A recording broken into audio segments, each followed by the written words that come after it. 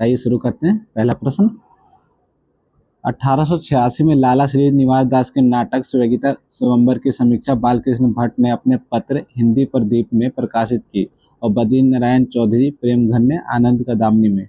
कथन किसका है? Option A Ramchandra Shukla, option B Shyam Sundar Das, option C Bhagirath Mishra, option D Ramswaroop Chaturvedi. आपको आंसर देना है। इसका आंसर क्या होगा? तो इसका जो आंसर होगा ऑप्शन ए रामचंद्र शुक्ल। रामचंद्र शुक्ल का ये कथन है। अगला प्रश्न है, समालोचक पत्रिका प्रकाशित किया जाता था, तो आपको बताना है कि कहाँ से प्रकाशित किया जाता था। Option A Patna, option B Allahabad, option C Kanpur, option D Jaipur. तो इसका उत्तर जो सही होगा वो ऑप्शन डी सही होगा, जयपुर से। अब कौन करता था? अगर आपको पता है तो आप इसका उत्तर दीजिए। अगला प्रश्न है, हिंदी आलोचना 20वीं शताब्दी पुस्तक है। आपको बताना है कि हिंदी आलोचना 20वीं शताब्दी पुस्तक किसकी है? शिव कुमार मिश्र, नामवर सिंह, रामविलास शर्मा और निर्मला जैन। आपके सामने 4 विकल्प दिए गए, तो इसका उत्तर क्या होगा? इसका उत्तर होगा ऑप्शन डी निर्मला जैन। अगला प्रश्न, हिंदी नवरत्न कितने पृष्ठों में छपा था? आपको बताना है कि हिंदी नवरत्न जो कि मिश्र बंधु द्वारा लिखा गया था वो कितने पृष्ठों में छपा था? Option A 30, option B 40, option C 50, option D 60। इसका सही उत्तर होगा ऑप्शन सी 50।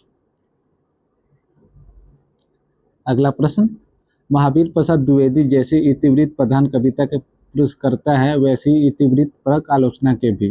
ये कथन किसका है? Option A Ramchandra Shukla, option B Ramswaroop Chaturvedi, option C doctor Motilal Menaria, option D Ramvilas Sharma. इसका उत्तर होगा ऑप्शन बी रामस्वरूप चतुर्वेदी। अगला प्रश्न है, ये पंक्ति आपको बतानी किसकी है। दिवस का अवसान समीप था, गगन था कुछ लोहित हो चला, तरु शिखा पर थी अब राजती कमलिनी कुल वल्लभ की प्रभा।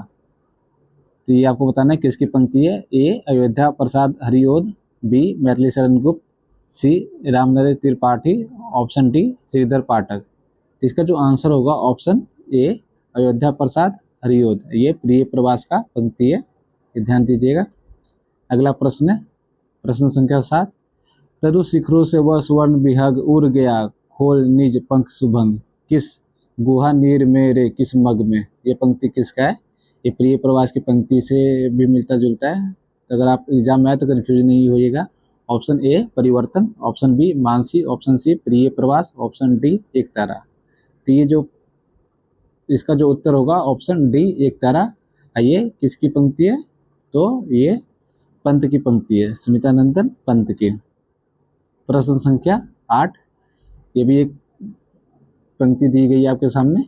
एक पीली शाम पतझड़ का जड़ा अटका हुआ पत्ता अब गिरा वो अटका हुआ आंसू सांधे तारक सा अतल में। ये किसकी पंक्ति है? आप बताइए। Option A Dharamvir Bharati, option B रघुवीर Sahay, option C Shamsher Bahadur Singh, option D Kedarnath Singh. तो इसका जो आंसर होगा वो आंसर शमशेर बहादुर सिंह का है, ऑप्शन सी सही होगा। एक पीली शाम नाम से कविता लिखी है उन्होंने। प्रश्न संख्या 9, हिंदी नवरत्न प्रकाशित हुई थी। जैसा कि इससे पहले जो प्रश्न आया था कि कितनी पृष्ठों में ये लिखी गई थी, तो इससे संबंधित एक अगला प्रश्न है, हिंदी नवरत्न प्रकाशित कब हुई थी? 1909, 1910, 1911, 1912। तो इसका जो आंसर होगा ऑप्शन बी सही होगा, 1910। इसके संदर्भ में 3 बात याद रखिएगा कि हिंदी नवरत्न मिश्र बंधु ने लिखा था 1910 में और ये 50 पृष्ठों में लिखा गया था। ठीक। अगला प्रश्न, अंग्रेजी भाषा को उच्च शिक्षा पाए हुए पंडितों में हिंदी प्रेम का होना ही बहुत बड़ी बात है। कथन किसका है? आपको बताना है। Option A Ramchandra Shukla, option B Ramswaroop Chaturvedi, option C Hazari Prasad Dwivedi, option D Mahavir Prasad Dwivedi. ये कथन जो है ऑप्शन डी सही होगा, महावीर प्रसाद द्विवेदी का है। प्रश्न संख्या 11, मिश्र बंधुओं में शामिल नहीं है। तो यहाँ आपके सामने 4 ऑप्शन है, कृष्ण बिहारी मिश्र, गणेश बिहारी मिश्र, श्याम बिहारी मिश्र और सुखदेव बिहारी मिश्र। तो इसका आंसर क्या होगा? चारों नाम एक जैसे हैं, तो एग्जाम में बच्चे अक्सर इसको लेके कंफ्यूज हो जाते हैं। तो इसका जो आंसर होगा कृष्ण बिहारी मिश्र, ऑप्शन ए, ये जो है मिश्र बंधु में शामिल नहीं है। ठीक। अगला प्रश्न है, प्रश्न संख्या 12, मिश्र बंधु पद्म सिंह शर्मा, कृष्ण बिहारी मिश्र तथा लाला भगवान दीन की आलोचना प्रणाली के केंद्रीय कवि व्यक्तित्व हैं। देव बिहारी, मोतीराम और केशव दास। कथन है, किसका कथन है आपको बताना है। Option A Hazari Prasad Dwivedi, option B Mahavir Prasad Dwivedi, option C Ramswaroop Chaturvedi, option D doctor Bachchan Singh. आप इसका आंसर दीजिए। इसमें बताया गया है कि जो मिश्र बंधु है वो देव उनके प्रिय कवि, उन्हीं को आधार बना के उन्होंने पुस्तक लिखी है, जबकि पद्म सिंह शर्मा बिहारी को आधार बना के, कृष्ण बिहारी मिश्र मोतीराम को और लाला भगवान दीन केशव दास को अपनी काव्य का रचना का केंद्र बनाया है। ये कथन किसका है? जो इसका आंसर होगा वो ऑप्शन सी होगा, रामस्वरूप चतुर्वेदी। ठीक है, इस क्रम में हमारा अगला प्रश्न है, हिंदी में यदि कोई कवि रत्न कहे जाने योग्य कवि हैं या महाकवि हुए तो वो सूर और तुलसी, और नए में हरिश्चंद्र। ये कथन किसका है? डॉक्टर नगेंद्र, नामवर सिंह, रामस्वरूप चतुर्वेदी और महावीर प्रसाद द्विवेदी। किसका इसका आंसर होगा? उत्तर दीजिए। इसका जो आंसर होगा ऑप्शन डी, महावीर प्रसाद द्विवेदी कहते हैं। हिंदी में यदि कोई कवि रत्न कहे जाने योग्य हैं तो वो कौन है? सूर और तुलसी, और नए की बात किया जाए तो उसमें हरिश्चंद्र को मानते हैं। तो ये महावीर प्रसाद द्विवेदी का कथन है। अगला प्रश्न है, हिंदी की नवीन कविता में भाषा, भाव, शैली सब कुछ नया है, अपरिचित है। वह कुछ कह रहे हैं, ये तो सुन पड़ता है, पर क्या कह रहे हैं ये समझ में नहीं आता है। कथन है रामचंद्र शुक्ल, हजारी प्रसाद द्विवेदी, डॉक्टर बच्चन सिंह और पद्म सिंह शर्मा। ये कथन किसका है? इसका जो आंसर होगा ऑप्शन डी सही होगा, पद्म सिंह शर्मा का ये कथन है। अगला प्रश्न, माधुरी और समालोचक पत्रिका अकादमी में लिखित में से किसने संपादन किया?